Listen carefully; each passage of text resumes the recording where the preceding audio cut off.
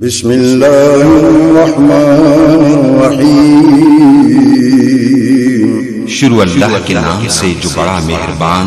نہایت رحم والا اللہ وبرکاتہ۔ ہمارے طارق حسن صاحب، قاری اللداد صاحب اور تمام علماء قابل تحسین ہیں کہ وہ یہاں تشریف لائے، اور میں شکر گزار ہوں کہ اس موقع پر اظہار خیال کا موقع دیا۔ تقسیم ہند کے بعد، پاکستان بننے کے بعد جو ہم بزرگوں سے سنتے آئے ہیں کہ بڑی مشکل میں ہمارے اسلاف نے وقت گزارا ہے۔ سڑکوں پر، فٹ پاتھ پر ٹیبل رکھ رکھ کے دفاتر چلائے گئے ہیں، اور گویا تنکا جمع کر کے پاکستان کے اثاثے بنائے گئے ہیں۔ یقیناً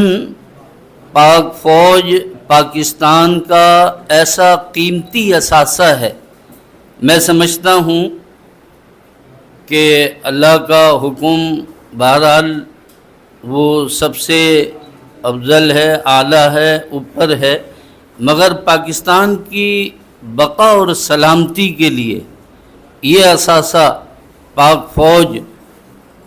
یہ سب سے بڑا پاکستان کا اثاثہ ہے۔ پاکستان کی سرحدوں کی حفاظت،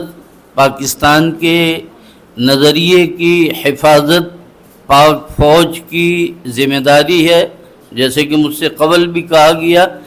کہ فقط ہندوستان ہی نہیں، یوں کہہ سکتے ہیں کہ سب سے زیادہ ہندوستان اور اس کے علاوہ دنیا بھر کے ترقی یافتہ ممالک کہ جن کا دنیا میں بڑا نام ہے،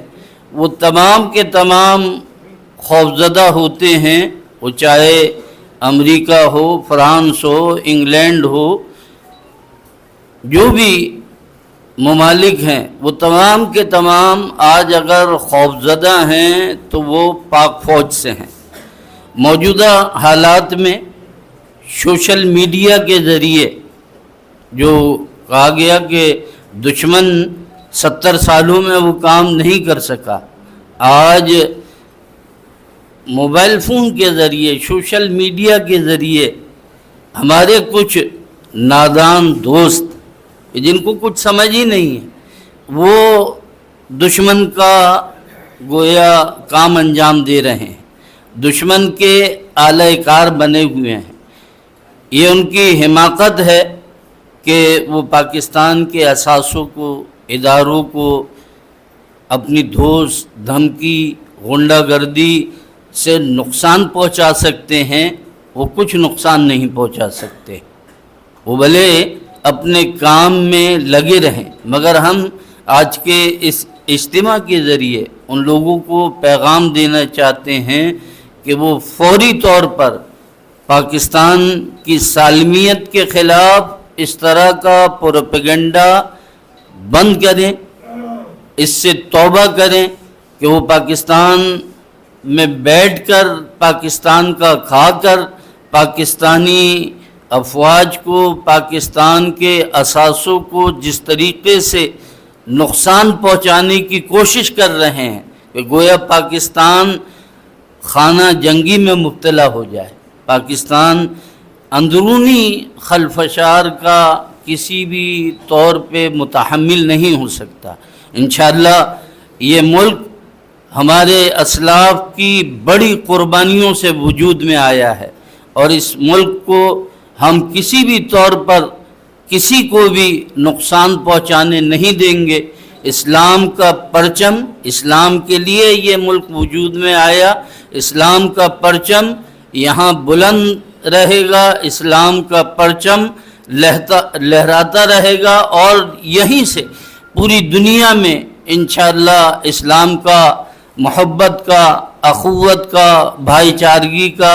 پیغام جائے گا۔ یہ تمام حضرات جو شرکا ہیں تمام قابل تحسین ہیں، وہ تشریف لائیں اور انشاءاللہ وہ اپنا فریضہ بھی ادا کریں گے محراب و منبر کے ذریعے سے، تاکہ اس طرح کی خلفشار ملک میں نہ ہونے پائے۔ اللہ تعالیٰ پاکستان کی حفاظت فرمائے۔